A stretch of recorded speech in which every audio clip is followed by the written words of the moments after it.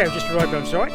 It's Warren and Colleen from NQ Explorers. We're on an Outback ghost town today and for the next few days actually. So we intend to get a series of videos made here, which I'll publish individually, and then I'll do one big video like a movie length episode. Well, that's my plan. I've got to find enough to justify that, of course. Got the pop top Outback caravan there. We've got the shower tent. It's going to be very comfortable. We're just glamping out here. We're not doing it tough. We're way off grid here. Got a beautiful creek down here. Could even do a bit of fishing out, I thought, to bring a fishing line. Anyway, Colin's already started. I better fire up the AT Max and see what we can find. Okay, Colin's got a reportable find straight up. What do we got? Yes, a piece of lead. Oh, it's a musket ball. It's lead, but... No, it's a fired musket ball. Is it? Yeah, definitely. You are. Nice work. That's big, isn't it? Yeah, look, it's hit something. Big 50 cal musket. That's definitely a musket ball. Oh, cool. Nice work. So that's definitely 1860s. Huh. Well done. Oh, that's nice. So we'll do a bit of detecting this evening. Then you can have a bit of dinner with us. We're going to cook up some sausages and mashed potato, I think, for dinner, which is always nice in the bush, a hot meal. We'll do a bit of detecting. I'll show you something up here of interest. And as the video moves on, I'll tell you a bit about the history of this site and why this town is no longer here. So let's go have a look here. I've left the detector up here about 50 metres, where I discovered what looks to be an old house site. Here's the first real feature that I've found here. That's an old privy pit, I'd say. A long drop toilet. Down in there we've got the creek, which is their water source. Okay, we've got the peanut gallery over here. They're having something to say about our presence. I don't know if they're happy or unhappy. I think we'll find out later on this evening. Anyway, over here, I did get a surface find. Nothing spectacular, but there's definitely been a lot of activity here because there was a Cobb & Co change station here. I'm not sure of the exact side of this change station. We're within 100 metres where we are now. I'll show you the surface find. Just laying there, and it's a 303 hull. Now I'm going to take that back to camp and get a date stamp. People were here till about the late 1910s, although the town was pretty much finished by 1879. A few residents lingered on, so you will find these breech loader rounds. Colin just obviously got a muzzle loading musket ball, but that dates from the 1860s when the town was founded. But around here we've got a lot of ceramic. Have a look at this. And big green beer bottles. Ceramic everywhere here. Glass. Look at the ceramic scatter here. I bought the smaller 5x8, so at the moment I'm using the 11.5 double D. Maybe tomorrow morning we'll put the smaller coil on. I'm just on a bit of a walk around recon at the moment. I saw this before too. I thought it might have been a well. Well, there's no point having a well when it's 50 metres to a creek. Maybe it's just convenience, I'm not really sure. Okay, let's crack on.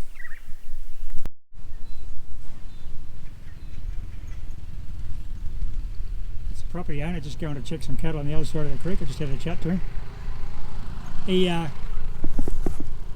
lovely bloke as you'd expect out in these country areas out west. Said we're welcome to go wherever we like, detect how we like, stay for a week if we want to. We're not going to stay for a week. We're going to be here probably 3 nights, and then we're going to go into a pub.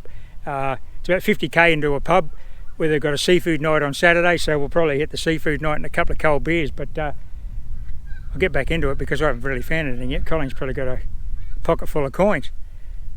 Catch you later. Well, Colin's just down there, signal's all excited. She's waving at me. So she's found something. Let's go and have a look. Right, what's the report, Colleen?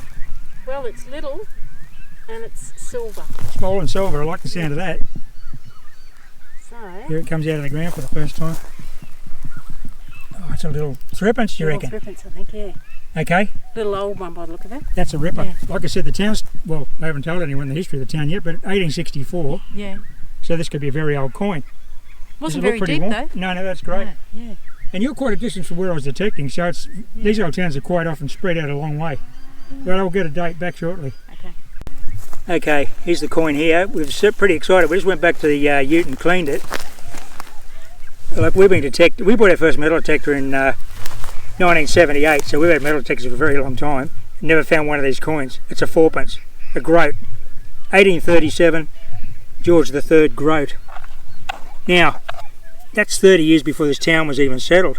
And it's not that, well, okay, it's worn, but it's not too bad, is it? You can still read it. Yeah. Well, that's pretty exciting.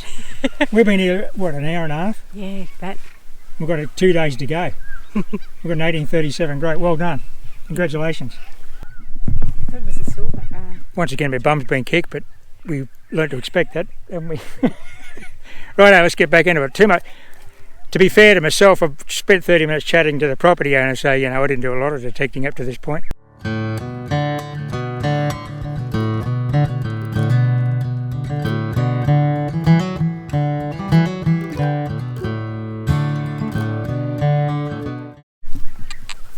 Okay, that's where the 1837 groat fourpence came from. Colleen's, what, you've walked 2 metres and you've got something else. I'm just going to film it. We'll give up this detecting business. This caper's not working out. Oh, you've got another coin. Bigger. Yeah, it looks bigger. That's going to be a sixpence. Another silver. Yep. Wow. That one's in good nick. Wonder how old that is. Can you see any detail? No, I think we should clean it. Okay, we'll give it another bush clean job. So this little area here. Actually, is that a female on the front of that one? Would be Victoria. Yeah. I mean, details of the plans of this town are very sketchy. There's very little about it on the internet, which I like. So I thought we're on the edge of town here, but it's obviously got a hot spot. Maybe it's an old house spot. Sorry, who knows? Well, let's give it a clean. Yep. 1874, that sixpence. It's absolutely glorious. I'm not sure if this GoPro's focusing on that. Are you seeing that properly? Doesn't matter, I'll take some still pics. There's Victoria de Gracia. Awesome stuff. And she's got another target. Let's go and have a look.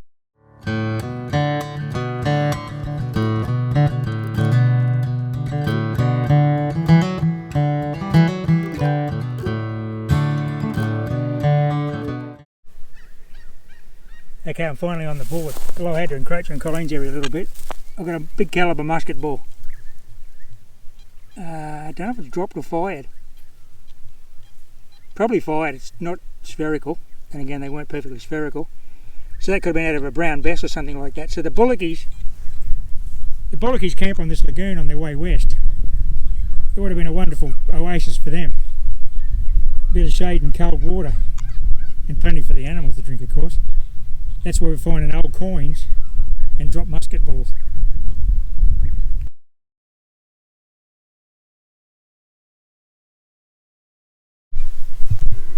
Okay, well here's the new camera issue. I just did a live dig and didn't record any of it. But I've got a shilling. We think it's 18 what? Well, I'm not sure if it's... Oops. George III, there's the hole, that's where it came. It was quite deep, it was an 84. I did it live but I didn't record it, so you're just going to take my word for that. It's down here, I'm not sure if it's 74 or... No, it won't be 1874, not with George III. Well, is it 24? Hang on, where's the crown? There's the crown there, so down here. See right down the bottom? 1824 it looks like. We'll get some still pics. 34 maybe? Mm.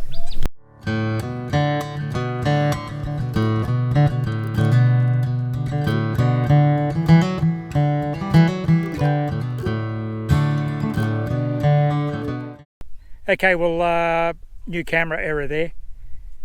I guess I shouldn't use a new camera on such a site. I should be using my trusty old one. I did a live dig on that shilling, but that's an awesome old George III. We don't find very many George III coins, simply because colony of Queensland didn't break away till was it 1858, Colleen, I think? Should know my history better, shouldn't I? So that means that, well, this was New South Wales back then, of course, but very little activity in the area. Didn't come through here till the 1850s, the settlers heading west. But by the 1860s, this was a bullock reserve and a township, and then Cobb and Co came through on the main road west, which crosses the creek down there. I'll show you that tomorrow. Anyway, I'll press on, and I hope this footage is turning out all right, because shame I didn't get that dig on camera. It was awesome. It was an 89, 88, and big silver comes out of the ground. Anyway, another nice old find over here. This is the third item of this description we've got this afternoon. Another large caliber musket ball, look at that thing. That's a dropped one, that's very spherical. That's not fired. Boy, that's some weight in that thing. Probably, yeah, an old brown best ball. Righto. Listen to that cow, he has an opinion too. Well, I don't know, I've lost my train of thought. I'm going to do a live dig here where the point of that pick is. That's, I've got an 87, 88. Very tight and clean. No tone roll. Let's turn on the iron check. No iron there. There's some there though, off to the side.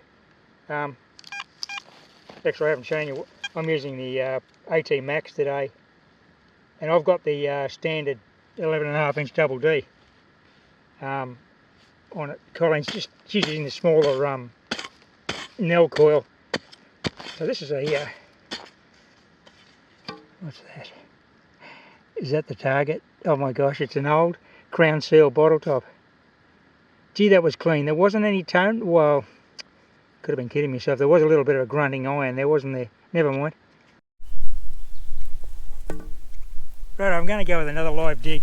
Well, another one. I didn't get the last one, did I? That's an 84, but it's a little bit scratchy, so if it's a silver coin... Now, it's no good the other way. I could be talking this up too much. Could be iron. I have an iron check that I'm getting too excited. But it's worth digging it, just the exercise. Given that we've got so many coins and a couple of musket balls in this little area, this bullocky camp, yeah, that didn't... You can hear there's a lot of tone roll on that on the AT Max. May not be so good. But you don't want to walk past any targets when you're getting targets like we are. That's my point. Even if it's only a one-way signal. Not every coin's going to present perpendicular to the coil and be a great signal. See how hot that ground is. We can see there's a lot of iron oxides in it there.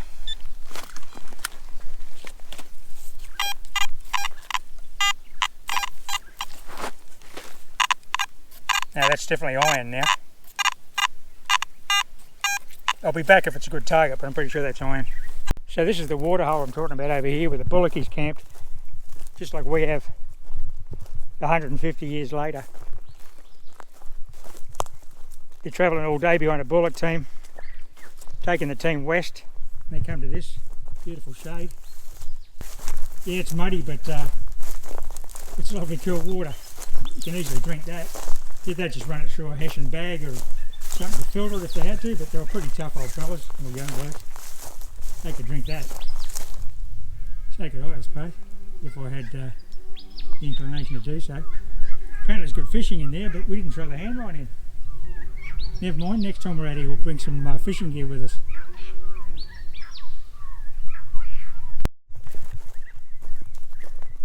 Okay, Colleen's called out with another find. This is the same patch, we haven't moved very far, have we? There's a 58, but it's not a sovereign, it's just a button. Yeah, dig the 58 because it'd be a half sovereign. Yeah, looks like a button. Oh, nice. Yeah, yeah. Whole 4-hole button from the... And it's got a name on it. Okay. But it looks good, doesn't it? No, it's nice. Yeah. That's off the bullocky shirt, eh? Yeah. Been a lot of action in this spot. What, can you read what it is? I'd be able to, but... Best ring edge or our own make, or one of those typical one of the earliest type 19th century buttons. Yeah, I can't quite make it out. We'll have to clean it a little, I think. Righto. What was it, a 58? Yeah, 58. So Colleen's got the AT Max there this afternoon with the Nell sharpshooter. That's an awesome all-round call for this kind of thing. Well, it's certainly been successful this afternoon. Yeah.